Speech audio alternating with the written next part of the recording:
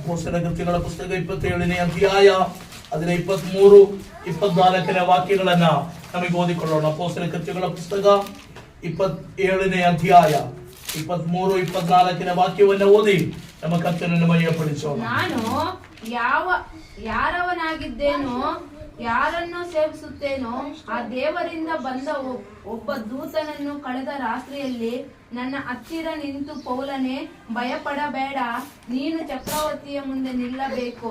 ಇದಲ್ಲದೆ ನಿನ್ನ ಸಂಗಡ ಈ ಹಡಗಿನಲ್ಲಿ ಪ್ರಯಾಣ ಮಾಡುವವರೆಲ್ಲರ ಪ್ರಾಣ ದೇವರು ನಿನ್ನ ಮೇಲಣ ದಯೆಯಿಂದ ಉಳಿಸಿ ಕೊಟ್ಟಿದ್ದಾನೆಂದು ನನ್ನ ಸಂಗಡ ಹೇಳಿದೆನು.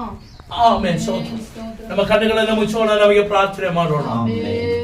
ಇವತ್ತು ಬೆಳಗ್ಗೆ ದೇವರ ಸಮ್ಮುಖದಲ್ಲಿ ನಮ್ಮನ್ನು ಸಮರ್ಪಿಸಿಕೊಡೋಣ.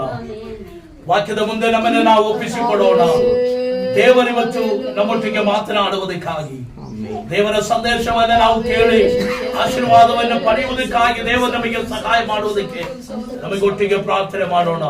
ನಮ್ಮನ್ನು ಬಹಳವಾಗಿ ಪ್ರೀತಿಸುವಂತ ಪರಲೋಕದ ತಂದೆಯಾಗಿರುವಂತ ದೇವರೇ, ಈ ಒಳ್ಳೆಯ ಸಮಯಕ್ಕಾಗಿ ನಿಮಗೆ ಸ್ತೋತ್ರ ಮಾಡುತ್ತೇನಪ್ಪ.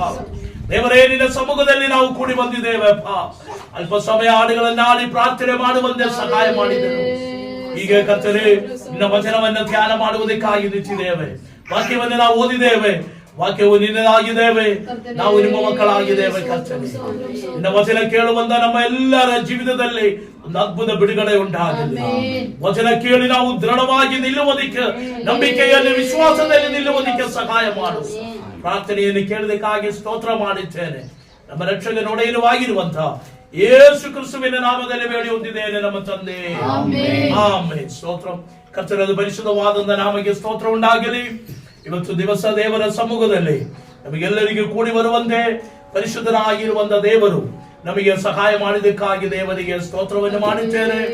ದೇವರ ಸಮ್ಮುಖದಲ್ಲಿ ಆಗಿರುವಂತ ಎಲ್ಲ ಪ್ರಿಯಪಟ್ಟವರನ್ನ ಮತ್ತೊಂದು ಆವರ್ತಿ ದೇವರ ಸನ್ನಿಧಿಯಲ್ಲಿ ಸ್ವಾಗತವನ್ನು ಮಾಡಿಕೊಳ್ಳುತ್ತೇನೆ. ನಮಗೆ ದೇವರ ವಾಕ್ಯದ ಕಡೆಗೆ ನಮ್ಮ ಗಮನವನ್ನು ಕೊಡೋಣ. ಆಮೇಲೆ ಅಪೊಸ್ತಲರ ಕೃತ್ಯಗಳ ಪುಸ್ತಕ ಬಹಳ ಅನುಗ್ರಹವೂ ಆಶೀರ್ವಾದ ತುಂಬಲ್ಪಟ್ಟಂತ ಒಂದು ಪುಸ್ತಕವಾಗಿದೆ. ಈ ಪುಸ್ತಕವನ್ನು ಬರೆದಿರುವುದು ಆಮೇಲೆ ಆ ಲೂಕನು ಎಂಬುದಾಗಿ ನಮಗೆ ನೋಡುವುದಕ್ಕೆ ಸಾಧ್ಯವಾಗುತ್ತದೆ. ಯಾಕಂದ್ರೆ ಆಮೇಲೆ ಲೂಕನ ಬರೆದ ಸುವಾರ್ತೆಯು ಅಪೊಸ್ತಲರ ಕೃತ್ಯಗಳು ವೈದ್ಯನಾದಂದ ಡಾಕ್ಟರ್ ಆದಂದ ಲೂಕನು ಬರೆಯಿತು ಎಂಬುದಾಗಿ ನಮಗೆ ನೋಡುವುದಕ್ಕೆ ಸಾಧ್ಯ.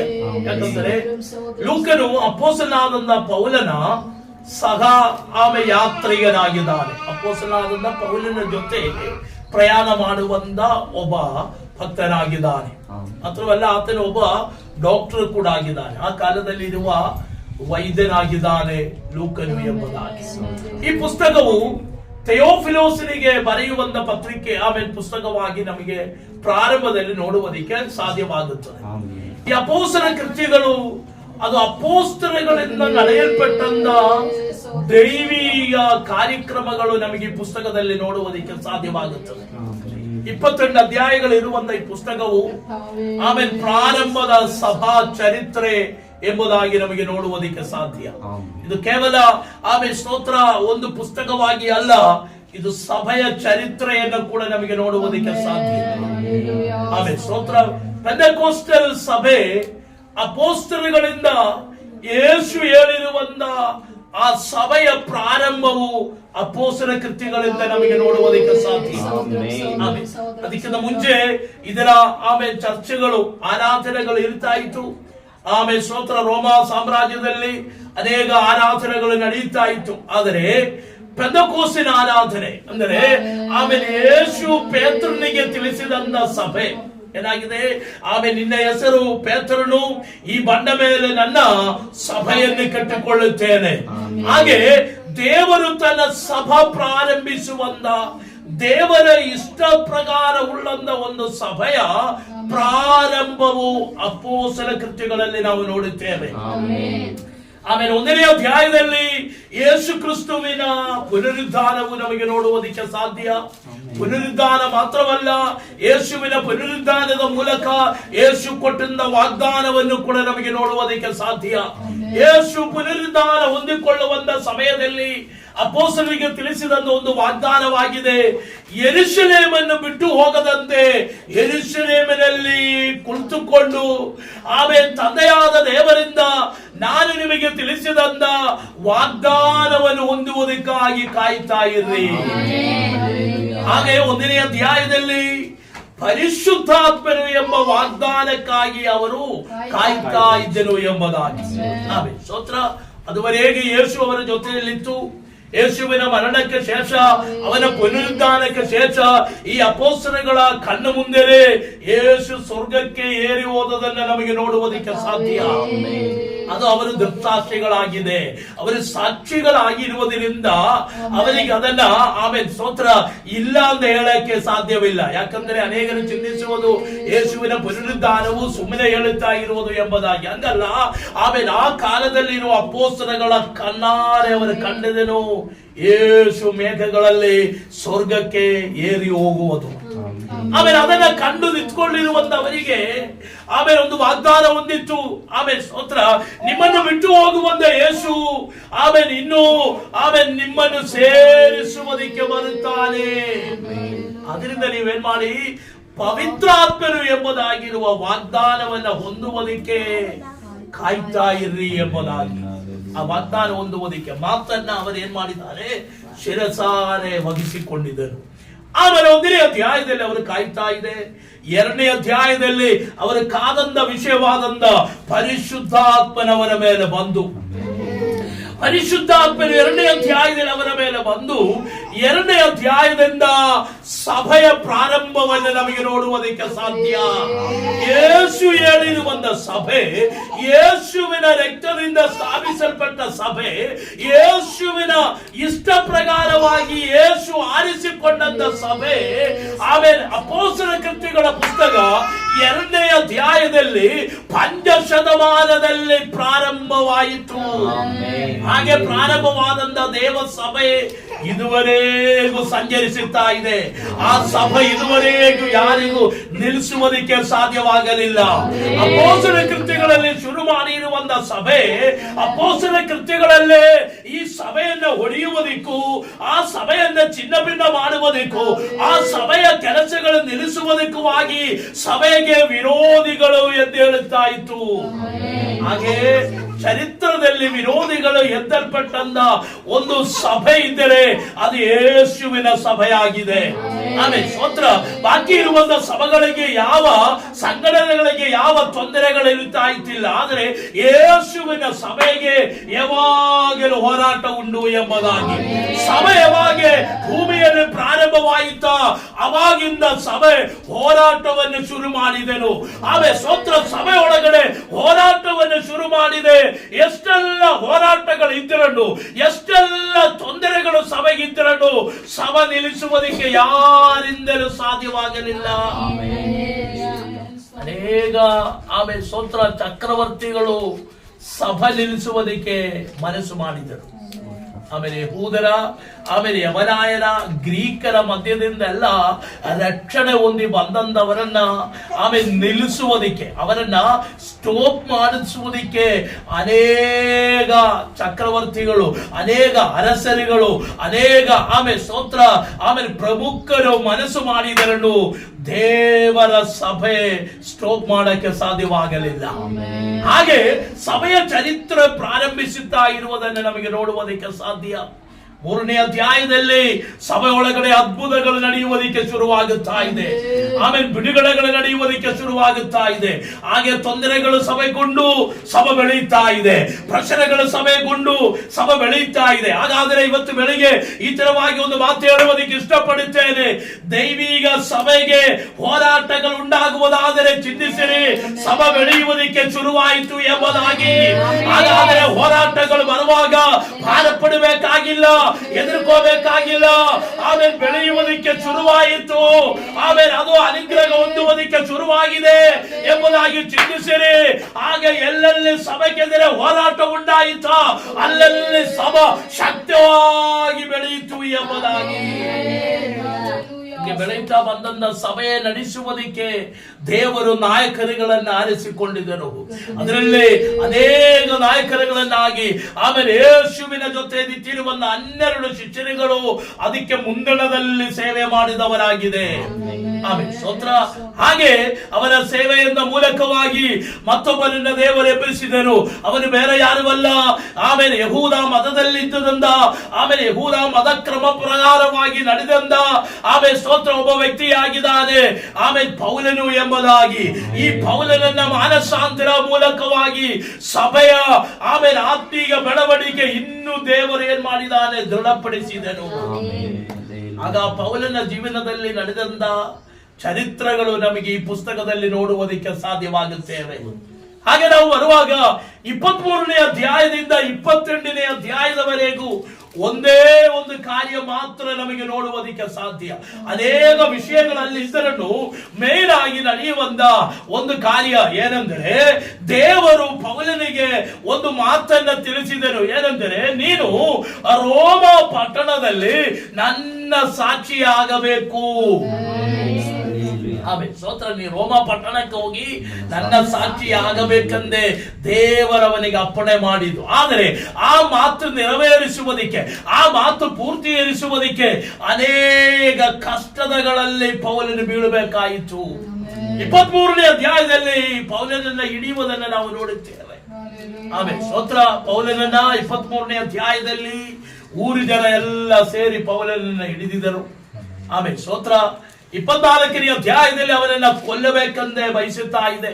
ಅದಕ್ಕೆ ಅನೇಕ ಆಮೇಲೆ ಸ್ತೋತ್ರ ಅರಸರುಗಳ ಹತ್ತಿರದಲ್ಲಿಯೂ ಪ್ರಮುಖರ ಹತ್ತಿರಗಳಲ್ಲಿ ನ್ಯಾಯ ತೀರ್ಪಿಗಾಗಿ ಪೌಲನನ್ನು ಕರೆದುಕೊಂಡು ಹೋಗುತ್ತಾ ಇದೆ.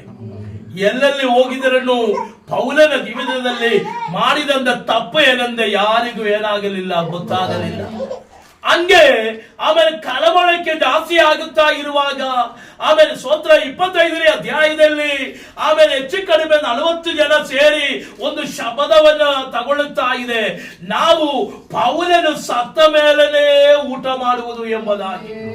ಅದರಿಂದ ಪೌಲನನ್ನ ಕೊಲ್ಲುವುದಕ್ಕೆ ಅವರು ನಿರ್ಣಯಿಸಿದರು ಎಂಬುದಾಗಿ. ಆ ನಿರ್ಣಯವು ಆಮೇಲೆ ಅರಮನೆಯಲ್ಲಿದ್ದಂಥವರಿಗೆ ಗೊತ್ತಾಗಿದ ಮೇಲೆ ಅವರೇನ್ ಮಾಡುತ್ತಾ ಇದೆ, ಪೌಲನನ್ನ ಆ ರಾತ್ರಿಯಲ್ಲೇ ರೋಮಕ್ಕೆ ಕಳಿಸುತ್ತಾ ಇದೆ. ಹಾಗಾದರೆ ಪ್ರವಚನ ಏನಾಗಿದೆ ಅಂತ ಗೊತ್ತಾ?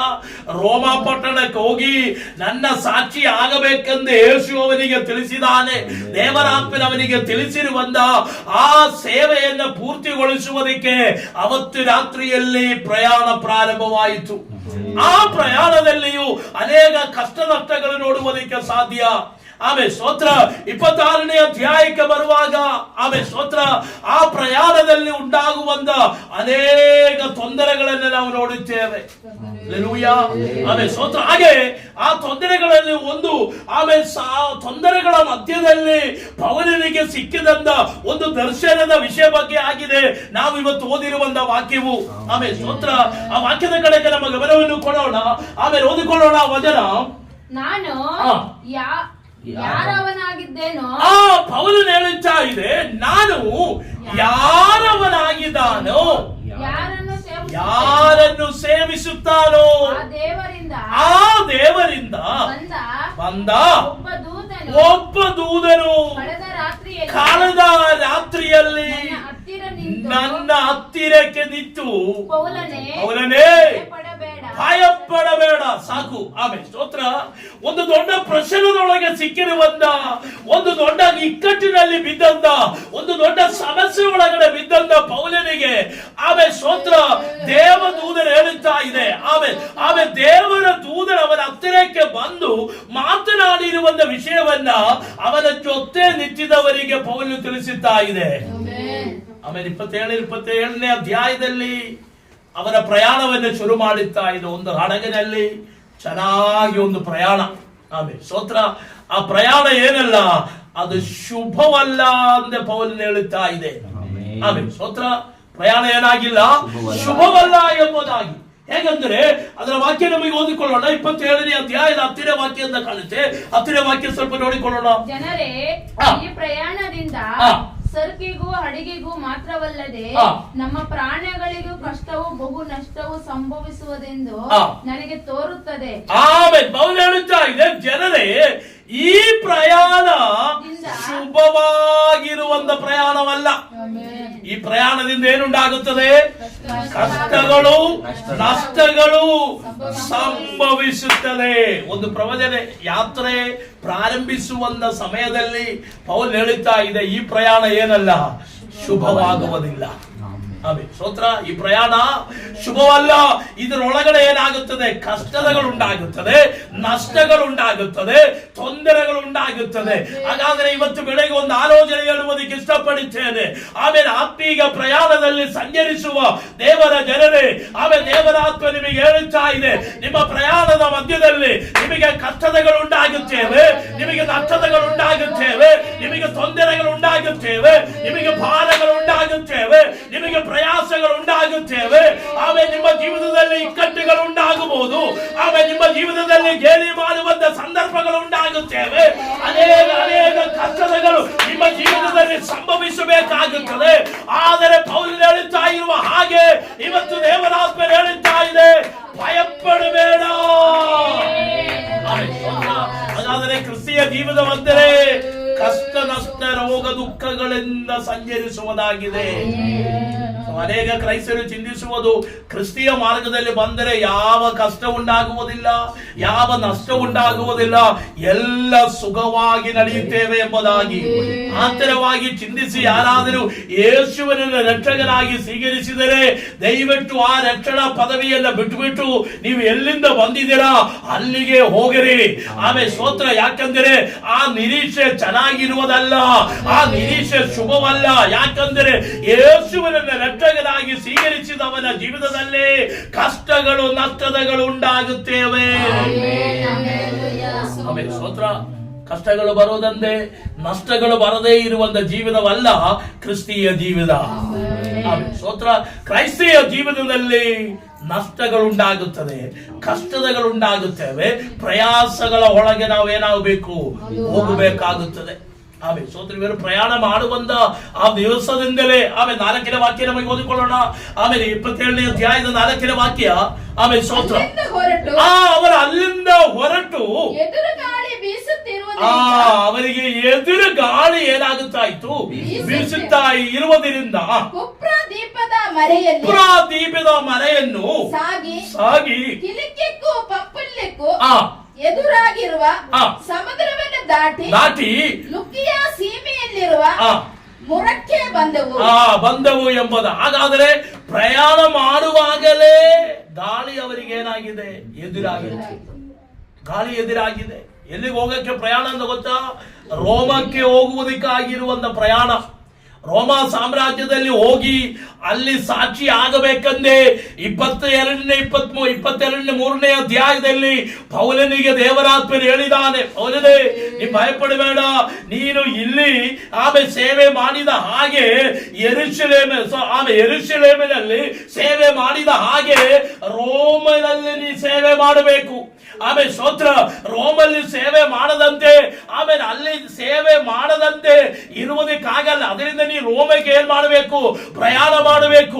ಆ ರೋಮ ಆಮೇಲೆ ಪಟ್ಟಣಕ್ಕೆ ಪ್ರಯಾಣ ಮಾಡುವಂತ ಪ್ರಯಾಣದ ಸಮಯದಲ್ಲಿ ಏನುಂಟಾಗುತ್ತಾ ಇದೆ? ಆಮೇಲೆ ಎದುರುಗಾಳಿ ಉಂಟಾಗುತ್ತಾ ಇದೆ.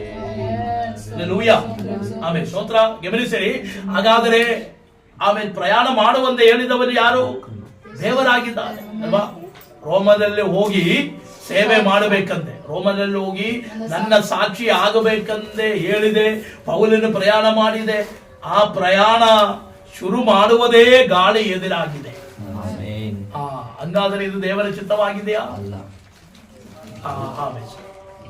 ಅಲ್ಲ ಅಂದ್ರೆ ನಾವು ಏನ್ ಮಾಡ್ತೇವೆ? ಚಿಹ್ನೆ ಮಾಡುತ್ತೇವೆ. ಅವಾಗಲೇ ಟಿಕೆಟ್ ಎಲ್ಲ ವಾಪಸ್ ಕೊಟ್ಟಿರುವಂತ ದುಡ್ಡೆಲ್ಲ ವಾಪಸ್ ತಗೊಂಡು ಆಮೇಲೆ ಸ್ತೋತ್ರ ಇದು ದೇವರ ಚಿತ್ತವಲ್ಲ ಎಂಬುದಾಗಿ.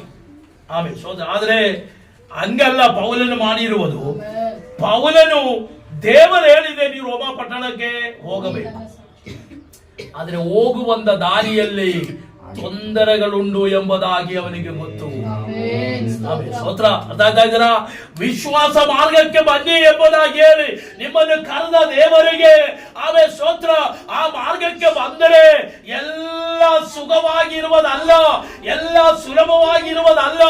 ಆ ಮಾರ್ಗದಲ್ಲಿ ಎದುರು ಗಾಳಿಗಳುಂಟಾಗುತ್ತೇವೆ, ಸವಾಲುಗಳುಂಟಾಗುತ್ತೇವೆ, ಹೋರಾಟಗಳುಂಟಾಗುತ್ತೇವೆ, ಪ್ರಶ್ನೆಗಳುಂಟಾಗುತ್ತೇವೆ, ತೊಂದರೆಗಳುಂಟಾಗುತ್ತೇವೆ. ಆದರೆ ಭಯಪಡಬೇಡಿರಿ, ನಡೆಸುವವನು ದೇವರಾಗಿದ್ದಾನೆ, ಕಾಯುವವನು ದೇವರಾಗಿದ್ದಾನೆ, ಅಪ್ಪಣೆ ಮಾಡಿ ಕಳಿಸಿದವನು ದೇವರಾಗಿದ್ದಾನೆ. ಅವ ನಿಮಗೆ ಹೇಳಿದರೆ ನೀವು ಅವನ ಮಾತು ಕೇಳಿ ಹೋಗುವುದಾದರೆ ನಿನ್ನ ಯಾತ್ರೆಯಲ್ಲಿರುವ ತೊಂದರೆ, ನಿನ್ನ ಜೀವನದಲ್ಲಿರುವ ತೊಂದರೆಯನ್ನು ನೀಗಿಸುವುದಕ್ಕೆ ದೇವರು ಶಕ್ತನಾಗಿದ್ದಾನೆ. ಹಾಗಾದರೆ ಆತ್ಮೀಯ ವಿಷಯಗಳಿಗೆ ಎದುರುಗಾಳಿ ಉಂಟಾಗುತ್ತೇವೆ. ಆಮೇಲೆ ಸ್ತೋತ್ರ. ಈಗ ಸುಮ್ಮನೆ ರೋಮಿಗೆ ಹೋಗುವುದಾದ್ರೆ ತೊಂದರೆ ಏನಿರ್ತಾ ಇತ್ತಿಲ್ಲ. ಅದರ ರೋಮಲ್ಲಿ ಹೋಗಿ ಯೇಸುವಿನ ಸಾಕ್ಷಿ ಆಗಬೇಕು. ಅದಕ್ಕಾಗಿ ಇವ ಹೋಗುತ್ತಾ ಇದೆ. ಒಂದು ಜವಾಬ್ದಾರಿಕೆಯನ್ನು ಅವನ ಮೇಲೆ ಉಂಟು. ಆಮೇಲೆ ಏನಂದರೆ ಟೂರ್ ಹೋಗುವುದಕ್ಕಾಗಿ ಅಲ್ಲ, ವಿಸಿಟಿಂಗ್ ಮಾಡೋದಕ್ಕೆ ಹೋಗುವುದಕ್ಕಾಗಿ ಅಲ್ಲ. ಆಮೇಲೆ ರೋಮಲ್ಲಿ ಹೋಗಿ ಯೇಸು ಏಕ ರಕ್ಷಕನೆಂದೇ ಸಾಕ್ಷಿ ಹೇಳಬೇಕಂದೆ ದೇವರಾತ್ಮನು ಹೇಳಿರುವುದರಿಂದ ಅವ ಪ್ರಯಾಣ ಮಾಡುತ್ತಾ ಇದೆ. ಆ ಪ್ರಯಾಣ ಶುಭವಾಗದಂತೆ, ಆ ಪ್ರಯಾಣ ಕೊನೆಗೊಳಿಸುವುದಕ್ಕೆ ಆಮೇಲೆ ಶತ್ರುವಾದಂತ ಸೈತಾನನು ಅವನಿಗೆ ಎದುರೇ ನಿಲ್ಲುತ್ತಾ ಇದೆ. ಆಮೇಲೆ ಸ್ತೋತ್ರ. ಹಾಗಾದರೆ ಇವತ್ತು ಬೆಳಿಗ್ಗೆ ಗಮನಿಸಿರಿ, ಪ್ರಾರ್ಥನೆಗೂ ಆರಾಧನೆಗೂ ಯಾವಾಗಲೂ ಗಾಳಿ ಎದುರೇ ನಿಲ್ಲುವುದು. ಆಮೇಲೆ ಸ್ತೋತ್ರ. ಆತ್ಮೀಯ ವಿಷಯಕ್ಕೆ ಗಾಳಿ ಅನುಕೂಲವಲ್ಲ, ಗಾಳಿ ಎದುರೇ ನಿಲ್ಲುವುದು. ಆಮೇಲೆ ಸ್ತೋತ್ರ.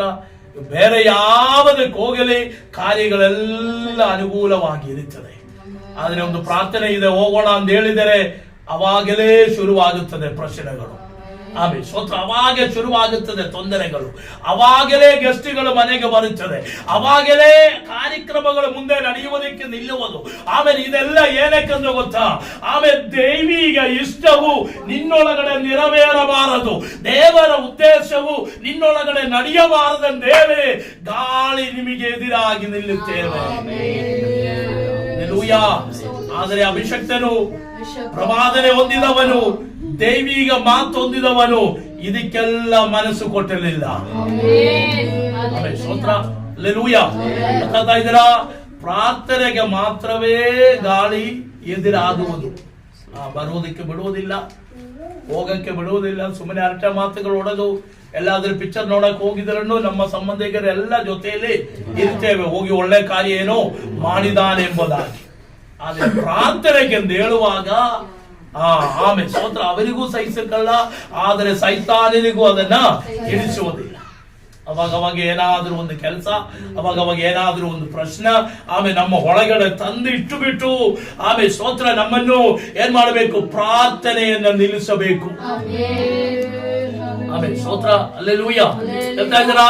ಇವರು ಪ್ರಯಾಣ ಮಾಡುವಾಗಲೇ ಗಾಳಿ ಏನಾಗಿದೆ? ಎದುರಾಯಿತು. ಆದ್ರೆ ಅವರ ಪ್ರಯಾಣ ಏನ್ ಮಾಡಲಿಲ್ಲ, ನಿಲ್ಲಿಸಲಿಲ್ಲ. ನಾವು ಇಟ್ಟಿರುವಂತ ಕಾಲು ಮುಂದೆಗೆ. ಹಲ್ಲೆಲೂಯಾ. ಆಮೇಲೆ ಸ್ತೋತ್ರ. ನಾವು ಕ್ರೈಸ್ತರು ನಮ್ಮ ಜೀವಿತದಲ್ಲಿ ಆತ್ಮೀಯ ವಿಷಯಕ್ಕೆ ಮಾತ್ರ ನಮಗೆ ಹೋರಾಡಿ ಜಯಿಸುವುದಕ್ಕೆ ಸಾಧ್ಯವಾಗಲ್ಲ. ಬಾಕಿ ಇರುವಂತ ಎಲ್ಲ ವಿಷಯಕ್ಕೆ ನಾವು ಏನ್ ಮಾಡುತ್ತೇವೆ? ಜಯಿಸುತ್ತೇವೆ ಅಲ್ವಾ? ಆಮೇಲೆ ಯಾರು ಸ್ತೋತ್ರ ಹೇಳ್ತಾ ಇಲ್ಲ. ಯಾಕಂದ್ರೆ ಹಂಗೆ ಆತ್ಮೀಯ ವಿಷಯ ಮಾತ್ರ ನಾವು ಸೋತು ಹೋಗ್ಬಿಡ್ತೀರ. ಬಾಕಿ ಇರುವ ವಿಷಯಗಳಲ್ಲೆಲ್ಲ ನಾವು ಜಯಿಸುತ್ತೇವೆ. ಉದಾಹರಣೆಗೆ ಹೇಳಿದರೆ ಆಮೇಲೆ ಸ್ತೋತ್ರ, ಒಂದು ಮದುವೆ ಇದೆ, ನಮ್ಮ ಬಹಳ ಆತ್ಮ ಸ್ನೇಹಿತರ ಒಂದು ಮದುವೆ ಇದೆ, ಹೋಗಕ್ಕೆ ಆಮೇಲೆ ಸ್ತೋತ್ರ 6 ಗಂಟೆಗೆ ಇವತ್ತು ಮದುವೆ ಅಂದ್ರೆ 6 ಗಂಟೆಗೆ ಹೋಗಕ್ಕೆ ನಾವು ರೆಡಿ ಆಗಿ ನಿಲ್ಲುವಾಗಲೇ ಒಬ್ಬ ಗೆಸ್ಟ್ ಬಂದ್ರೆ ಆ ಗೆಸ್ಟ್ ಅನ್ನು ಬೇಕಾದ್ರೂ ನಾವು ಕರ್ಕೊಂಡು ಅಲ್ಲಿಗೆ ದಾರಿಯಲ್ಲೆಲ್ಲ ನಡ್ಕೊಂಡು ನಮಗೆ ಮಾತಾಡಬಹುದು. ಆದ್ರೆ ಮದುವೆಗೆ ಹೋಗದಂದಿರಕ್ಕೆ ಆಗಲ್ಲ. ನೀವು ಅವಾಗ ನಾವು ಕೇಳ್ತೀವಿ, ಮೊದಲೇ ಹೇಳ್ಬಿಟ್ಟು ಬರ್ಬೇಕಾಯ್ತಲ್ಲ, ನಮ್ಮ ಮನೇಲಿ ಇದೆಯಾ ಇಲ್ಲ ಅಂತ ಫೋನ್ ಮಾಡಿ ವಿಚಾರಿಸಿಬಿಟ್ಟು ಬರ್ಬೇಕಾಯ್ತಲ್ಲ, ನೀವು ಇದ್ದಕ್ಕಿದ್ದಾಗ ಓಡಿ ಬಂದಿದೆ ಏನಕ್ಕೆ? ನನಗೆ ಅಲ್ಲಿ ಮದುವೆಗಿದೆ, ಹೋಗ್ಬೇಕು, ಹಾಗಾದ್ರೆ ಒಂದು ಗ್ಲಾಸ್ ಟೀ ಕುಡಿ, ನೀನು ರೈಟ್ ಹೇಳು, ಇಲ್ಲದಿರೋ ನನ್ನ ಜೊತೆ ಮದುವೆಗೆ ಬಾ, ಆಮೇಲೆ ಇಲ್ಲದಿರೋ ಬಾರೊಂದು ದಿವಸ ನಮಗೆ ನೋಡೋಣ. ಅದೇ ಸೇಮ್ ಸಮಯ ಒಂದು ಆರಾಧನೆಗೆ ನಾವು ಸಿದ್ಧವಾಗುವಾಗ ಒಂದು ಗೆಸ್ಟ್ ಬಂದರೆ ಗೆಸ್ಟ್ ಬಂದಿದೆಯಲ್ಲ, ಅದರಿಂದ ಆರಾಧನೆ ಸ್ಟೋಪ್ ಮಾಡಿ ಅವರಿಗೆ ಮಟನು ಚಿಕನು ಬಿರಿಯಾನಿ ಎಲ್ಲ ಮಾಡಕ್ಕೆ ಆ ಬಿಸಿ ಒಳಗಡೆ ನಾವು ಏನಾಗುತ್ತೇವೆ, ನೋವು ಬಿಡುತ್ತೇವೆ. ಆಮೇಲೆ ಸ್ತೋತ್ರ. ಇದೇನಕ್ಕೆ ಗೊತ್ತಾ, ಇದು ಆಮೇಲೆ ಸೈತಾನನ ಒಂದು ತಂತ್ರವಾಗಿದೆ. ಆಮೇಲೆ ನಿಮ್ಮನ್ನು ಆತ್ಮೀಯದಲ್ಲಿ ಮುಂದೆ ಬಿಡದಂತೆ ಇರುವುದಕ್ಕೆ. ಆದರೆ ಪೌಲ್ ಹೇಳುತ್ತಾ ಇದೆ, ಇಟ್ಟಿರುವಂತ ಕಾಲು ಮುಂದಕ್ಕೆ ಹೋಗೋಣ. ಗಾಳಿ ಎದುರಾಗಿದ್ರೆ ಪರವಾಗಿಲ್ಲ, ವಾತಾವರಣ ಎದುರಾಗಿದ್ರೆ ಪರವಾಗಿಲ್ಲ, ಯಾರೆಲ್ಲ ವೈರಿಗಳಾಗಿ ನಿಂತಿದ್ರೆ ಪರವಾಗಿಲ್ಲ. ನಾನು ರೋಮ ಪಟ್ಟಣಕ್ಕೆ ಹೋಗಿ ಯೇಸುವಿನ ಸಾಕ್ಷಿಯಾಗಿ ನಿಲ್ಲಬೇಕು. ಆಮೇಲೆ ನಾನು ಆರಾಧನೆಗೆ ಹೋಗಬೇಕು, ನಾವು ಪ್ರಾರ್ಥನೆಗೆ ಹೋಗಬೇಕು, ನಾವು ದೇವರನ್ನು ಮಹಿಮೆಪಡಿಸಬೇಕು, ನಾನು ಆರಾಧನೆ ನಿಲ್ಲಬೇಕು. ಇದು ದೇವರ ಚಿತ್ತವಾಗಿದೆ ಎಂದು ತಿಳಿದುಕೊಂಡು ಇಟ್ಟಿರುವಂತ ಕಾಲು ಮುಂದೆ ಕಿಡುವುದಾದರೆ ದಾರಿಯ ಮಧ್ಯದಲ್ಲಿ ದೇವರು ನಿಮ್ಮನ್ನು ಕಾಯುತ್ತಾನೆ. ಗಮನ. ಆಮೇಲೆ ಸ್ತೋತ್ರ. ಅದರಿಂದ ಗಾಳಿ ಎದುರಾಗುತ್ತೇವೆ, ಎದುರು ಗಾಳಿಗೆ ಎದುರಾಗಿ ನಿಲ್ಲಬೇಕು. ನಾವು ಹಿಂದಕ್ಕೆ ಏನ್ ಮಾಡಲ್ಲ, ಹೋಗುವುದಿಲ್ಲ, ಹಿಂದಕ್ಕೆ ಬರುವುದೇ ಇಲ್ಲ. ಇಟ್ಟಿರುವಂತ ಕಾಲಿ ನಾವು ಮುಂದಕ್ಕೆ ಇಡುತ್ತೇವೆ. ಹಂಗೆ ಪ್ರಯಾಣ ಮಾಡುತ್ತಾ ಅವರೇನ್ ಮಾಡುತ್ತಾ ಇದೆ, ಮುಂದಕ್ಕೆ ನಡೀತಾ ಇದೆ. ಸ್ವಲ್ಪ ಮುಂದಕ್ಕೆ ಹೋಗುವಾಗ ಆಮೇಲೆ ಸ್ತೋತ್ರ. ಆಮೇಲೆ 14ನೇ ವಾಕ್ಯಕ್ಕೆ ಬರೋಣ. 14ನೇ ವಾಕ್ಯ. ಸ್ವಲ್ಪ ಹೊತ್ತಿನ ಮೇಲೆ ಆ ದೀಪದ ಮೇಲನಿಂದ ಈಶಾನ್ಯ ಪೂರ್ವ ವಾಯು ಎಂಬ ಹುಚ್ಚು ಗಾಳಿಯು ಹೊಡೆಯಿತು. ಆಮೇಲೆ ಸ್ತೋತ್ರ. ಹಾಗಾದ್ರೆ ಆಮೇಲೆ 13ನೇ ವಾಕ್ಯ ಸ್ವಲ್ಪ ಓದಿಕೊಳ್ಳೋಣ. 13ನೇ ವಾಕ್ಯ. ಅವರ ಸ್ವಲ್ಪ ಪ್ರಯಾಣ, ಅಂದರೆ ಅವರ ಪ್ರಯಾಣ ಸ್ವಲ್ಪ ಮುಂದೆ ಹೋಗಿ ಆಮೇಲೆ ಗಾಳಿ ಅವರಿಗೆ ಎದುರಾಗಿದ್ದರನ್ನು ಸ್ವಲ್ಪ ಕಾಲ ಆಮೇಲೆ ಮುಂದೆ ಇಟ್ಟು ಪ್ರಯಾಣ ಮಾಡುವಾಗ ತೆಂಗಿನ ಗಾಳಿ ಅವರಿಗೆ ಅವಾಗ ಇವಾಗ ಏನಾಯ್ತು, ಅವಾಗ ಏನ. ಆಮೇಲೆ ಕನ್ನಡ ವಾಕ್ಯ ಓದಿಕೊಳ್ಳೋಣ. ತಮ್ಮ ಉದ್ದೇಶವು ಸ್ವಾರ್ಥಕವಾಯಿತೆಂದು ಅವರೇನ್ ಮಾಡಿದೆ, ಭಾವಿಸಿ. ಸ್ಟಾರ್ಟಿಂಗ್ ಅಲ್ಲಿ ಸ್ವಲ್ಪ ತೊಂದರೆ ಇದ್ದರೂ ಈಗ ಗಾಳಿ ನಮಗೇನಾಗಿದೆ, ನಮಗೆ ಅನುಕೂಲವಾಗಿದೆ. ನಮ್ಮ ಉದ್ದೇಶಗಳು ಸಾಧ್ಯವಾಯಿತು ಎಂದು ಹೇಳಿ ಸ್ವಲ್ಪ ಆಶ್ವಾಸದ ಮಾತುಗಳನ್ನು ಹೇಳುತ್ತಾ ಇದೆ. ಚೆನ್ನಾಗಿತ್ತು, ಹಿಂಗೆ ಕಾರ್ಯಗಳು ಹೋಗಲಿ ಎಂಬುದಾಗಿ. ಆಮೇಲೆ ಸ್ತೋತ್ರ. ಇದು ಎಲ್ಲ ಏನಾಗುತ್ತದೆ, ಸರಿ ಆಗುತ್ತದೆ ಎಂಬುದಾಗಿ. ಆಮೇಲೆ ಸ್ವಲ್ಪ ಬಿಡುಗಡೆ ಕಂಡು ಸಂತೋಷ ಪಟ್ಟವರ ಬಿಡುಗಡೆಯನ್ನ ಆಮೇಲೆ ಪೂರ್ತಿಗೊಳಿಸುವುದಕ್ಕೆ ಸಾಧ್ಯವಾಗಲಿಲ್ಲ. ಆಮೇಲೆ ಸ್ತೋತ್ರ. ಅವರ ಸಂತೋಷ ಪೂರ್ತಿ ಆಗುವುದಕ್ಕಿಂತ ಮುಂಚೆನೆ 14ನೇ ವಾಕ್ಯ ಶುರು ಮಾಡುತ್ತಾ ಇದೆ. ಓದಿಕೊಳ್ಳೋಣ. ಸ್ವಲ್ಪ ಹೊತ್ತಿನ ಮೇಲೆ ಆ ದೀಪದ ಮೇಲಿಂದ ಈಶಾನ್ಯ ಪೂರ್ವ ವಾಯು.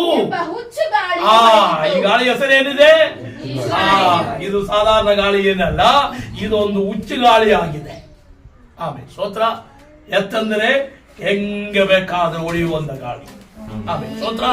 ಅದಕ್ಕೆ ಆಮೇಲೆ ಬೈಬಲ್ ಆಮೇಲೆ ಸ್ತೋತ್ರ ವೇದ ವಿಜ್ಞಾನಿಗಳ ಅಭಿಪ್ರಾಯ ಪ್ರಕಾರ ಇದು ಭೂಮಿಯ ಚತುರ್ದಿಕ್ಕಿಗಳಿಂದ ಬಂದ ಗಾಳಿ, ಒಂದು ಕಡೆಯಿಂದ ಬಂದದಲ್ಲ. ಆಮೇಲೆ 4 ದಿಕ್ಕುಗಳಿಂದಲೂ ಸೇರಿ ಹೊಡೆದಂತ ಗಾಳಿ. ಅದರಿಂದ ಎಲ್ಲಿಯೂ ಹೋಗಕ್ಕೆ ಸಾಧ್ಯ ಆಗುತ್ತಾ ಇಲ್ಲ. ಅದಕ್ಕೆ ಆ ಗಾಳಿಗೆ ಒಂದು ಹೆಸರು ಕೂಡ ಕೊಟ್ಟಿದೆ, ಅದು ಹುಚ್ಚು ಗಾಳಿ ಎಂಬುದಾಗಿ. ಆಮೇಲೆ ಸ್ತೋತ್ರ. ನೋಡಬೇಕು, ಆರಾಧನೆ ತಪ್ಪಿಸುವುದಕ್ಕೆ, ಪ್ರಾರ್ಥನೆಯನ್ನು ತಪ್ಪಿಸುವುದಕ್ಕೆ, ವಿಶುದ್ಧಿಯುಳ್ಳ ಜೀವಿತವನ್ನು ಬಿಟ್ಟು ಬಿಡುವುದಕ್ಕೆ ಕೆಲವೊಂದು ಹುಚ್ಚು ಗಾಳಿಗಳು ಬರ್ತದೆ ನಿಮ್ಮ ಮುಂದೆ. ಆಮೇಲೆ ಸ್ತೋತ್ರ. ಏನಕ್ಕೆ? ಆಮೇಲೆ ನಿನ್ನ ಪ್ರಾರ್ಥನೆಯಿಂದಲೂ ನಿನ್ನ ನಂಬಿಕೆಯಿಂದಲೂ ನೀನು ಇಟ್ಟಿರುವಂತ ವಿಶ್ವಾಸದಿಂದಲೂ ಹಿಂದಕ್ಕೆ ಎಳೆಯುವುದಕ್ಕೆ ಕೆಲವೊಂದು ಹುಚ್ಚುತ್ತಾಗಿರುವಂತ ಗಾಳಿಗಳು ನಿಮಗೆ ಎದುರೇ ಬೀಸುವುದಾದರೂ ಆಮೇಲೆ ಭಯಪಡಬೇಕಾಗಿಲ್ಲ ಅಂದೆ ಇವತ್ತು ಬೆಳಿಗ್ಗೆ ದೇವರಾತ್ಮರು ಹೇಳುತ್ತಾ ಇದೆ. ಆಮೇಲೆ ನಿನ್ನ ಆರಾಧನೆಯನ್ನು ನಿಲ್ಲಿಸುವುದಕ್ಕೆ, ನಿನ್ನ ಪ್ರಾರ್ಥನೆಯನ್ನು ನಿಲ್ಲಿಸುವುದಕ್ಕೆ, ಆಮೇಲೆ ನೀ ವಿಶುದ್ಧಿಯುಳ್ಳ ಜೀವಿತವನ್ನು ನಡೆಸುವುದು ನಿಲ್ಲಿಸುವುದಕ್ಕೆ ನಿನಗೆ ಎದುರೇ ಆಮೇಲೆ ಈಶಾನ ಪೂರ್ವ ವಾಯುವನ್ನು ಹೊಡೆದಿದ್ದರನ್ನು, ಆಮೇಲೆ ರೋಗದ ಸೈನಿಕರು ನಿನಗೆದುರೇ ವಿರೋಧವಾಗಿ ನಿಂತಿದ್ದರನ್ನು, ಆಮೇಲೆ ನೀನು ಇಕ್ಕಟ್ಟಿನಲ್ಲಿ ಇದ್ದಿರನು, ನೀನು ಸಂಕಟದಲ್ಲಿ ಇದ್ದಿರನು, ಈ ಕಷ್ಟದಲ್ಲಿ ಇದ್ದಿರನು, ಭಯ ಪಡಬೇಕಾಗಿಲ್ಲ. ಆಮೇಲೆ ಹೆಚ್ಚಿಸುವಂತ ದೇವರ ಕರವು, ಬಿಡಿಸುವಂತ ದೇವರ ಕರವು ಈಶಾನ ಪೂರ್ವ ವಾಯುವಿನ ಒಳಗಾಗಲೇ, ಹುಚ್ಚು ಮಾತುಗಳ ಒಳಗಾಗಲೇ, ಆಮೇಲೆ ನಿಮಗೆ ವಿರೋಧವಾಗಿ ನಿಲ್ಲುವಂತ ವೈರಿಗಳ ಮಧ್ಯದಲ್ಲಾಗಲೇ ಅವನ ಕರವು ನಿಮಗೆ ಚಲಿಸುತ್ತೇವೆ. ಅವನ ಕರವು ನಿಮಗೆ ಎದುರೇ ನಿಲ್ಲುವುದಲ್ಲ, ಅದು ನಿಮಗೆ ಅನುಕೂಲವಾಗುತ್ತೇವೆ. ಜೀವನ ಹತ್ತಿರಾಗಬರಗಡಗತ್ತಿಯ ನಿನ್ನ ಪ್ರಯಾಣದ ಮಾರ್ಗವನ್ನ ಯಾರೆಲ್ಲ ಮುಚ್ಚಿದರನು, ನಿನ್ನ ಪ್ರಯಾಣದ ಮಾರ್ಗವನ್ನ ಆಮೇಲೆ ಅದು ಅಡ್ಡಿಪಡಿಸುವುದಕ್ಕೆ ಆಮೇಲೆ ಸೈತಾನಿನ ತಂತ್ರಗಳು ಹೆಚ್ಚಾಗಿ ನಿನ್ನ ಕುಟುಂಬದ ಮುಂದೆ ನಿಂತಿದರನು, ಪ್ರಾರ್ಥನೆ ಮಾಡುವವರ ಮುಂದೆ, ದರ್ಶನ ಉಳ್ಳವರ ಮುಂದೆ, ಆಮೇಲೆ ದೈವಿಕ ಅಭಿಷೇಕ ಉಳ್ಳವರ ಮುಂದೆ ಈ ವಾಯು, ಈ ಗಾಳಿ, ಆಮೇಲೆ ಈ ಪ್ರಶ್ನೆಗಳು ಒಂದು ದೊಡ್ಡ ಪ್ರಶ್ನವಲ್ಲ. ಈ ಧೈರ್ಯವಾಗಿ ಮುಂದಕ್ಕೆ ಪ್ರಯಾಣ ಮಾಡು, ಶಕ್ತವಾಗಿ ಮುಂದಕ್ಕೆ ಪ್ರಯಾಣ ಮಾಡು. ದೇವರು ನಿಮ್ಮನ್ನು ಸಹಾಯ ಮಾಡುತ್ತಾರೆ.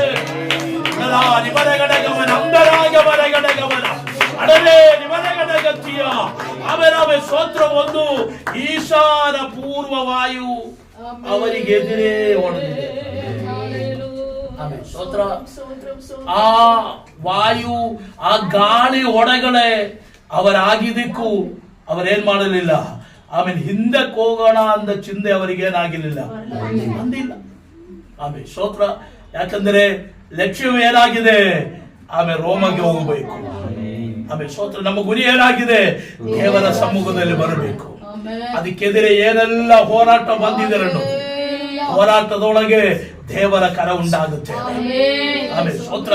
ಈ ಲೋಕದ ಯಾವ ವಿಚಾರಗಳಿಗೂ ಅಲ್ಲ ನಾವು ದೇವರನ್ನ ನಂಬಿರುವುದು. ಯಾಕಂದ್ರೆ ಈ ಲೋಕದ ಆಮೇಲೆ ಸ್ವಲ್ಪ ದಿವಸಗಳು, ಸ್ವಲ್ಪ ವರ್ಷಗಳು ಮಾತ್ರ, 60, 30, 80, 100 ವರ್ಷಗಳಾಗಲಿ ವಯಸ್ಸು ದೇವರು ನಮಗೆ ಕೊಟ್ಟಿದ್ದಾರೆ, ಅದುವರೆಗೆ ನಿಂತಿದ್ದಾರೆ. ಆಮೇಲೆ ಈ ಲೋಕವನ್ನು ಬಿಟ್ಟು ನಾವು ಹೋಗಲೇಬೇಕಾಗಿದೆ. ಆದರೆ ಹೋಗುವವನು ದೇವರ ಹತ್ರ ಹೋಗಬೇಕಂದ್ರೆ ಇಲ್ಲಿ ಸ್ವಲ್ಪ ಕಷ್ಟಗಳು ಸಹಿಸೋಣ, ಇಲ್ಲಿ ಸ್ವಲ್ಪ ತೊಂದರೆಗಳು ಸಹಿಸೋಣ, ಇಲ್ಲಿ ಸ್ವಲ್ಪ ಪ್ರಶ್ನೆಗಳು ಸಹಿಸೋಣ. ಆದರೆ ಪ್ರಶ್ನೆಗಳು ಬಂದಿದ್ದರನ್ನು ಅವ ನಿಮ್ಮನ್ನು ಮುಳುಗಿಸುವುದಿಲ್ಲ. ಆದರೆ ಇವರ ಪ್ರಯಾಣಕ್ಕೆ ಗಾಳಿ ಅಡ್ಡ ನಿಂತಿತ್ತು ಎಂಬುದಾಗಿ. ಆಮೇಲೆ ಸ್ತೋತ್ರ. ನಿಮ್ಮ ಯಾತ್ರೆಗೆ, ನಿಮ್ಮ ಆತ್ಮೀಯ ಜೀವಿತಕ್ಕೆ, ನಿಮ್ಮ ಅನುಗ್ರಹಕ್ಕೆ ಯಾರೆಲ್ಲ ಅಡ್ಡ ನಿಂತಿದ್ದರನ್ನು ಪ್ರಯಾಣ ಮಾಡಕ್ಕಿಟ್ಟಿರುವಂತ ಕಾಲು ಮುಂದಕ್ಕೆ ಪ್ರಯಾಣ ಮಾಡಿರಿ. ನೀವು ಹಿಂದಕ್ಕೆ ಎಳಿಬೇಕಾಗಿಲ್ಲ. ಅಡ್ಡ ನಿಲ್ಲಿಸಿರುವುದೆಲ್ಲ ತೆಗೆದುಹಾಕುವುದಕ್ಕೆ ದೇವರಿಂದ ಸಾಧ್ಯವಾಗುತ್ತದೆ. ಆಮೇಲೆ ಸ್ತೋತ್ರ. ಹಾಗಾದ್ರೆ ಭವಿಷ್ಯವು ದೇವರ ಕರಗಳಲ್ಲಿ ಉಂಟು ಎಂಬುದಾಗಿ. ಎಷ್ಟು ನಿಮಗೆದುರೆ ಮುಚ್ಚಿರುವಂತ ಬಾಗಲಾಗಿದ್ದರನ್ನು ಅದೇನಾಗುತ್ತದೆ, ನಿಮಗೋಸ್ಕರವಾಗಿ ತೆರೆದು ಕೊಡುತ್ತಾನೆ. ಆಮೇಲೆ ನಿಮ್ಮ ಸ್ಕೂಲಲ್ಲಾಗಲಿ, ನಿಮ್ಮ ಆಫೀಸಲ್ಲಾಗಲಿ, ನಿಮ್ಮ ಕೆಲಸದಲ್ಲಾಗಲಿ, ನೀವು ಜೀವಿಸುವಂತ ಯಾವುದೇ ಸನ್ನಿವೇಶಗಳಲ್ಲಾಗಲಿ ನಿಮಗೆ ಮುಂದಕ್ಕೆ ಬಿಡಕ್ಕಾಗದಂತೆ ಯಾರೆಲ್ಲ ನಿಮಗೆ ಹಿಂದೆ ಎಳೆಯುವುದಕ್ಕಾಗಿ ನಿಂತಿದ್ದೀರಾ, ನಿಮಗೆ ಎದುರೇ ಪೈಪೋಟಿಗಾಗಿ ನಿಂತಿದ್ದೀರಾ, ನೀವು ಭಯಪಡಬೇಕಾಗಿಲ್ಲ. ಆಮೇಲೆ ಸ್ತೋತ್ರ. ಆ ಹುಚ್ಚುಚ್ಚಾದಂತ ಮಾತುಗಳನ್ನ ಕೇಳಿ ನೀವು ಗಾಬರಿ ಪಡಬೇಕಾಗಿಲ್ಲ. ಧೈರ್ಯವಾಗಿ ನಿಲ್ಲಿರಿ ಎಂಬುದಾಗಿ ದೇವರಾತ್ಮ ನಿಮಗೆ ಆಲೋಚನೆ ಹೇಳುತ್ತಾ ಇದೆ. ಆಮೇಲೆ ಸ್ತೋತ್ರ. ಹಾಗೆ ಭಯಪಟ್ಟು ಆಮೇಲೆ ಈಶಾನ ಮೂಲ ಎಂಬುದಾಗಿರುವ ಆ ಗಾಳಿ ಒಳಗಡೆ ಅವರ ಹಡಗು ಪ್ರಯಾಣಗಳೆಲ್ಲ ಹಾಳಾಯಿತು ಎಂಬುದಾಗಿ ಅಂದ ಇದರಲ್ಲಿ. ಆಮೇಲೆ ಸ್ತೋತ್ರ. ಆ ರಾತ್ರಿಯಲ್ಲಿ, ಪ್ರಯಾಣದ ರಾತ್ರಿಯಲ್ಲಿ ಪೌಲನಿಗೊಂದು ದರ್ಶನ ಉಂಟಾಗುತ್ತಾ ಇದೆ. ಆ ದರ್ಶನವು ಏನೆಂದರೆ, ದರ್ಶನವು ಇದಾಗಿದೆ, ನಾನು ಸೇವಿಸುವಂತ ನನ್ನ ದೇವರು ತನ್ನ ದೂತನನ್ನು ಕಳುಹಿಸಿ ನನ್ನ ಹತ್ತಿರಕ್ಕೆ ನಿಲ್ಲಿಸಿದ್ದಾನೆ. ಹಲ್ಲೆಲೂಯಾ. ಆಮೇಲೆ ಸ್ತೋತ್ರ. ಅವರಿವಾಗ ನಿಲ್ಲುವುದು ಸಮುದ್ರದ ಆಮೇಲೆ ಸೆಂಟರ್ ನಲ್ಲಿ ನಿಂತಿದ್ದೇವೆ, ಸಮುದ್ರದ ಮಧ್ಯದಲ್ಲಿ ನಿಂತಿದ್ದಾರೆ. ಆಮೇಲೆ ಪ್ರಯಾಣಗಳು ತೊಂದರೆಯಾಗಿದೆ, ಹಡಗುಗಳೆಲ್ಲ ತೊಂದರೆಯಾಗಿದೆ, ಅವರಿಗೆ ತಿನ್ನುವುದಕ್ಕೆ ಊಟ ಇಲ್ಲ. ನೀವು ವಾಕ್ಯವನ್ನು ಓದುವಾಗ ಹೆಚ್ಚು ಕಡಿಮೆ 14 ದಿವಸವಾಯಿತು, ಏನಾದರೂ ಊಟ ಮಾಡಿ. ಪ್ರಾಣ ಅಪಾಯದಲ್ಲಿ, ಆಮೇಲೆ ಜೀವ ಹೋಗುತ್ತಿರಂದೇ ಅವರು ಏನ್ ಮಾಡಿದ್ದಾನೆ, ನಿಶ್ಚಯಿಸಿದನು. ಆಮೇಲೆ ಸೋದರ ವಾಕ್ಯ ಹಂಗೆ ಹೇಳುತ್ತಾ ಇದೆ, ನಮ್ಮ ಪ್ರಾಣ ಸಿಕ್ಕುತ್ತದಂತೆ ನಾವು ಏನು ಆಮೇಲೆ ಯಾವ ಭರವಸೆ ಇತ್ತಿಲ್ಲ ಎಂಬುದಾಗಿ. ಆಮೇಲೆ ಸೋದರ ಪ್ರಾಣ ಹೋಗುತ್ತಿರಂದ ಅವರು ಏನ್ ಮಾಡಿದೆ, ಕನ್ಫರ್ಮ್ ಮಾಡಿದೆ. ಅಂದ ಇದರಲ್ಲಿ ರಾತ್ರಿ ಪೌಲನ ಹತ್ತಿರಕ್ಕೆ ದೇವರು ತನ್ನ ದೂತನನ್ನ ಕಳಿಸಿದೆ. ಈ ರಾತ್ರಿ ಇವತ್ತಿನ ಬೆಳಗಿನ ದಿವಸ ಪ್ರಿಯമുള്ള ದೇವಜನರೇ, ನಿನ್ನ ಕಣ್ಣೀರು, ನಿನ್ನ ಸಂಗಡವು ಮುಂದಕ್ಕೆ ಹೋಗಕ್ಕೆ ಯಾವ ಮಾರ್ಗವೂ ಇಲ್ಲ ಅಂತ ನೀನು ಚಿಂತಿಸುವಾಗ, ನಾನು ಹೇಗೆ ಮುಂದಕ್ಕೆ ಹೋಗುವುದು, ನಾನು ಹೇಗೆ ನಿಲ್ಲುವುದು, ನಾನು ಹೇಗೆ ಜೀವಿಸುವುದು, ಎಲ್ಲ ಮಾರ್ಗಗಳು ಮುಚ್ಚೋಯಿತು, ಇನ್ನು ನನಗೊಂದು ಮಾರ್ಗವಿಲ್ಲ, ಇನ್ನು ನನಗೊಂದು ದಾರಿ ಇಲ್ಲ ಅಂತೆ ಆಮೇಲೆ ಚಿಂತಿಸುವಂತ ದೇವಜನರೇ, ಇವತ್ತು ಬೆಳಗ್ಗೆ ದೇವರ ಆತ್ಮ ಹೇಳುತ್ತಾ ಇದೆ, ನೀನು ಕಣ್ಣು ಬಿಟ್ಟು ನೋಡಿರಿ, ನಿನ್ನ ಪಕ್ಕದಲ್ಲಿ ದೇವರ ದೂತನು ನಿಂತಿದ್ದಾನೆ. ನಿನಗೆ ಆಶ್ರಯವಾಗಿ ಅವನ ಕರ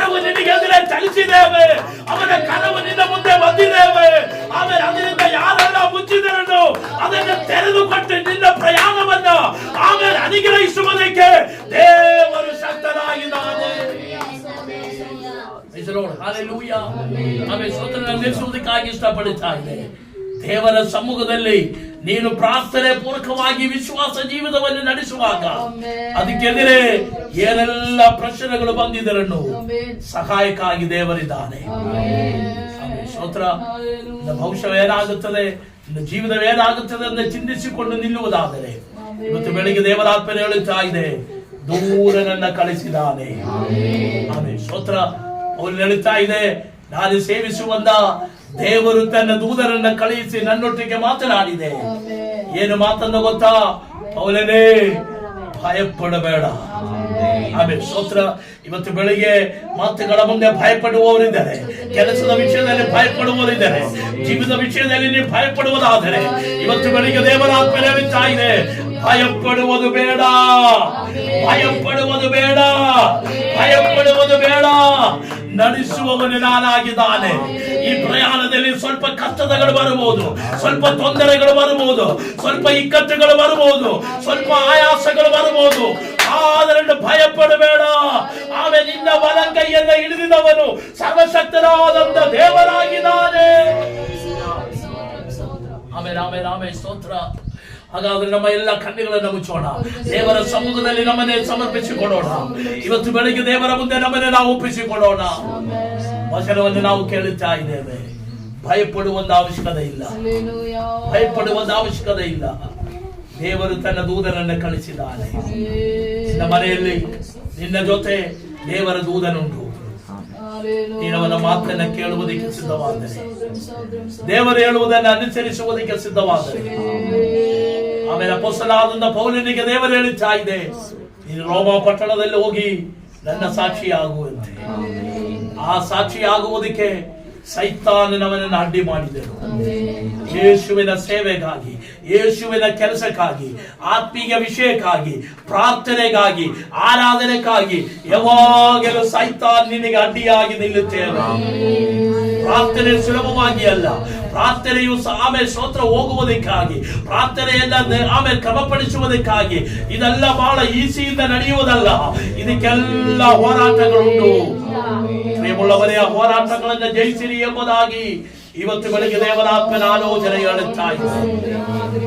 ಹಡಗು ನಾಶವಾಗಿದ್ದರನ್ನು ಆಮೇಲೆ ಸ್ತೋತ್ರ ದೇವದೂತನು ಹಿಡಿದು ಪೌಲನಿಗೆ ಹೇಳುತ್ತಾ ಇದೆ, ಪೌಲನೇ, ಈ ಯಾತ್ರೆಯಲ್ಲಿ ಹಡಗಿಗೆ ತೊಂದರೆ ಆಗುತ್ತೆ, ಆದರೆ ನಿಮ್ಮ ಪ್ರಾಣಗಳಿಗೆ ತೊಂದರೆ ಆಗುವುದಿಲ್ಲ. ಆಮೇಲೆ ಸ್ತೋತ್ರ. ನೀವು ಪ್ರಯಾಣ ಮಾಡುವಂತ ಹಡಗಿಗೊಂದು ವೇಳೆ ತೊಂದರೆ ಆಗಬಹುದು, ನಿನ್ನ ಶರೀರಕ್ಕೊಂದು ವೇಳೆ ತೊಂದರೆ ಆಗಬಹುದು, ಆದ್ರೆ ನಿನ್ನ ಆತ್ಮನಿಗೆ ಏನು ತೊಂದರೆ ಆಗುವುದಿಲ್ಲ.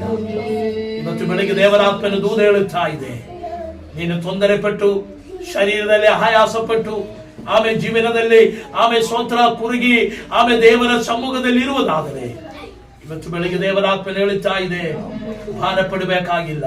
ಈ ಲೋಕದಲ್ಲಿ ಕೆಲವೊಂದು ಆಮೇಲೆ ತೊಂದರೆಗಳು, ಕೆಲವೊಂದು ಪ್ರಶ್ನೆಗಳು ನಿನ್ನ ಜೀವನದಲ್ಲಿ ಸಂಭವಿಸುವುದಾದರೂ ನೀನು ನಾಶವಾಗುವುದಕ್ಕೆ ನಾನು ಅನುಮತಿಸುವುದಿಲ್ಲ, ನೀನು ಹಾಳಾಗುವುದಕ್ಕೆ ನಾನು ಅನುಮತಿಸುವುದಿಲ್ಲ.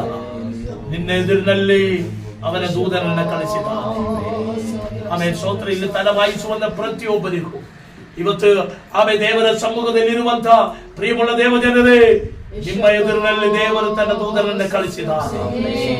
ಅವನ ಸಮ್ಮುಖದಲ್ಲಿ ನಮ್ಮನ್ನೇ ಸಮರ್ಪಿಸಿಕೊಡೋಣ. ನಿನ್ನ ಪ್ರಯಾಣವು ಸುಗಮವಾಗುವುದಕ್ಕೆ, ನಿನ್ನ ಪ್ರಯಾಣವು ಸಂತೋಷವಾಗುವುದಕ್ಕೆ ಸಹಾಯ ಮಾಡುವಂತ ದೇವರು ನಿನ್ನ ಜೊತೆಯಲ್ಲಿದ್ದಾನೆ. ನಾನಿಲ್ಲಿ ನಿಲ್ಲಿಸುವುದಕ್ಕೆ ಇಷ್ಟಪಡುತ್ತೇನೆ. ಆ ವಾರ್ತೆಯನ್ನು ಆಮೇಲೆ ಕೇಳಿ ಅವನನ್ನು ಬಲಪಟ್ಟು ಆಮೇಲೆ ಸ್ತೋತ್ರ 14 ದಿವಸವಾಗಿ ಊಟ ಮಾಡದಂತೆ ಇದ್ದಿರುವಂತ ಆ ಜನರ ಮಧ್ಯದಲ್ಲಿ ಪೌಲನ ರೊಟ್ಟಿಯನ್ನು ತೆರೆದು ಸ್ತೋತ್ರ ಮಾಡಿ ಪ್ರಾರ್ಥನೆ ಮಾಡಿ ತಿಂದಿದರು. ಪೌಲನ ಜನರಿಗೆ ಹೇಳುತ್ತಾ ಇದೆ, ಹಡಗು ನಾಶವಾಗುತ್ತದೆ, ಆದರೆ ನಮ್ಮ ಪ್ರಾಣ ನಾಶವಾಗುವುದಿಲ್ಲ ಎಂದು ದೇವರು ನನಗೆ ವಾಗ್ದಾನ ಮಾಡಿದನು. ಇವತ್ತು ಬೆಳಿಗ್ಗೆ ದೇವರಾತ್ಮ ನಿಮಗೆ ವಾಗ್ದಾನ ಮಾಡುತ್ತಾ ಇದೆ. ಆಮೇಲೆ ಸ್ತೋತ್ರ. ಒಂದು ವೇಳೆ ನಿನ್ನ ಶರೀರಕ್ಕೆ ಸ್ವಲ್ಪ ಹಾನಿ ಆಗಿದರು, ನಿನ್ನ ಜೀವಿತದಲ್ಲಿ ಸ್ವಲ್ಪ ದುಃಖ ಸಂಭವಿಸಿದರು, ನಿನ್ನ ಪ್ರಾಣ ಏನಾಗುವುದಿಲ್ಲ, ನಾಶವಾಗುವುದಿಲ್ಲ. ನಿನಗೊಂದು ಶುಭಭಾವಿ ಉಂಟಾಗುತ್ತದೆ, ನಿನಗೊಂದು ಸಂತೋಷ ಉಂಟಾಗುತ್ತದೆ, ನಿನ್ನ ಕುಟುಂಬದಲ್ಲಿ ಐಶ್ವರ್ಯ ಉಂಟಾಗುತ್ತದೆ, ನಿನ್ನ ಕುಟುಂಬದಲ್ಲಿ ಅನುಗ್ರಹ ಉಂಟಾಗುತ್ತದೆ, ನಿನ್ನ ಕುಟುಂಬದಲ್ಲಿ ಬಿಡುಗಡೆ ಉಂಟಾಗುತ್ತೇವೆ. ನೀನು ಹಾಳಾಗುತ್ತೇನೆ ಅಂತ ನಿನ್ನ ಸಂಬಂಧಿಕರು ಹೇಳಿದರೆ ನೀನು ಉದ್ಧಾರವಾಗುವುದಿಲ್ಲ ಅಂತ ನಿನ್ನ ಬೆಂಬಿಕ್ಕಲು ಹೇಳಿದರೆ ಆಮೇಲೆ ನಿನ್ನ ಜೊತೆ ಇರುವವರು ನೀನು ಹಾಳಾಗಲಿ ಅಂತ ಹೇಳಿ ಏನೆಲ್ಲ ಮಂತ್ರತಂತ್ರಗಳು ಮಾಡಿದರನು ಇವತ್ತು ಬೆಳಿಗ್ಗೆ ದೇವರ ಆತ್ಮ ಹೇಳುತ್ತಾ ಇದೆ, ಪ್ರಾಣಕ್ಕೇನು ಆಗುವುದಿಲ್ಲ, ಪ್ರಾಣಕ್ಕೇನು ಆಗುವುದಿಲ್ಲ. ಬಿಡಿಸುವವರು ನಿನ್ನ ಸಂಗಡ ಇದೆ, ರಕ್ಷಿಸುವವರು ನಿನ್ನ ಸಂಗಡವಿದೆ, ಅಂತರದಲ್ಲಿದೆ. ಮುಂದಕ್ಕಿಂತ ಕಾಲು ಮುಂದಕ್ಕಿಡೋಣ, ಮುಂದಕ್ಕಿಂತ ಪ್ರಯಾಣ ಮಾಡೋಣ. ದೇವರು ಬಿಡಿಸುವವರಾಗಿದ್ದಾನೆ. ಓ ರಮಚ್ಯಾಮನ ಘಟಕ ಸುದಿರೇ ಅಪರಾಗಪಾನ ಘಟಕ ದೇವರ ಮುಂದೆ ನಮ್ಮನ್ನೇ ಸಮರ್ಪಿಸಿಕೊಡೋಣ. ಅದರಿಂದ ಯಾರು ನಿರಾಶರಾಗಿ ಹೋಗಬೇಕಾಗಿಲ್ಲ. ದೇವ ನಮ್ಮನ್ನು ಆಶೀರ್ವದಿಸುವವರು. ನಮಗೆ ಪ್ರಾರ್ಥನೆ ಮಾಡೋಣ. ಪರಿಶುದ್ಧರಾಗಿರುವಂತೆ ನಮ್ಮ ತಂದೆ ಪರಲೋಕದ ದೇವರೇ, ಒಳ್ಳೆ ಸಮಯಕ್ಕಾಗಿ ಸ್ತೋತ್ರ ಅಪ್ಪ. ನಮ್ಮ ವಚನವನ್ನು ಇವತ್ತು ಬೆಳಗ್ಗೆ ನಾವು ಕೇಳುವಂತೆ ಸಹಾಯ ಮಾಡಿ ವಾಕ್ಯದ ಮೂಲಕವಾಗಿ ನಮ್ಮೊಟ್ಟಿಗೆ ಮಾತನಾಡಲಿಕ್ಕಾಗಿ ಸ್ತೋತ್ರ ಕರ್ತನೇ. ಇವತ್ತು ನಾವು ಕೇಳಿರುವಂತ ವಾಕ್ಯದಿಂದ ನಮ್ಮನ್ನು ನಮ್ಮ ಕುಟುಂಬಗಳನ್ನು ಹೇರಾಳವಾಗಿ ಆಶೀರ್ವದಿಸು. ವಚನ ಕೇಳಿರುವಂತ ಎಲ್ಲರ ಜೀವನದಲ್ಲಿ ಒಂದು ಬಿಡುಗಡೆಯಾಗಲಿ ಅಪ್ಪ. ವಾಕ್ಯದ ಮೂಲಕವಾಗಿ ನನ್ನ ಮಕ್ಕಳೆಲ್ಲರನ್ನು ಆಶೀರ್ವದಿಸು. ಈ ಬಲದಿಂದ ನಾವು ಹೋಗುವುದಕ್ಕೆ ಸಹಾಯ ಮಾಡು, ಈ ಶಕ್ತಿಯಿಂದ ಹೋಗುವುದಕ್ಕೆ ನಮಗೆ ಸಹಾಯ ಮಾಡು. ಮುಂದಿನ ದಿವಸ ನಾವು ಕೂಡಿ ಬರುವವರೆಗೆ ರೆಕ್ಕೆಯಲ್ಲಿ ಬರ ಮಾಡು. ಆಮೇಲೆ ಆಶೀರ್ವದಿಸು. ಪ್ರಾರ್ಥನೆ ಕೇಳಬೇಕಾಗಿ ಸ್ತೋತ್ರ. ಯೇಸು ಕ್ರಿಸ್ತುವಿನ ನಾಮದಲ್ಲಿ ಬೇಡಿ ಹೊಂದಿದ್ದೇನೆ ನಮ್ಮ ತಂದೆ. ಆಮೆನ್. ಸ್ತೋತ್ರ.